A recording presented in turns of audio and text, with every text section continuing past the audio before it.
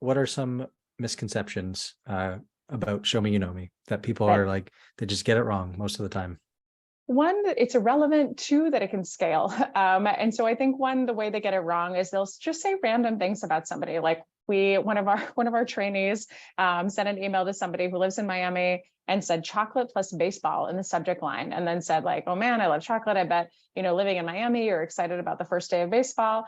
And I was like, "Where does chocolate appear on the guy's profile?" And he was like, "It doesn't, but I bet he's a fan." And I'm like, "What?"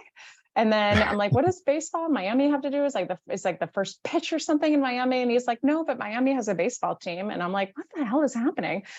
So we get it wrong just by not using our brains that well. And then I would say the other thing, a lot of people talk about the fact, how do we scale, right? So they might personalize by saying Will plus Sam, initial call on day of week. Okay, well, great, Show Me You Know Me can't scale. The idea of it is quality over quantity. So do your research. I promise it'll pay off.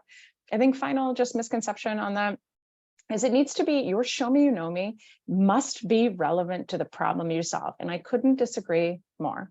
I think the thing about that is like you can connect as a human on Show Me You Know Me and then use a smooth transition, right? So I might say something about a sports team or a school you both went to or a hometown or, "Oh my God, you live in Chicago. I have to tell you, my favorite restaurant is here. Have you been? Blah, blah, blah. I know the owner," whatever.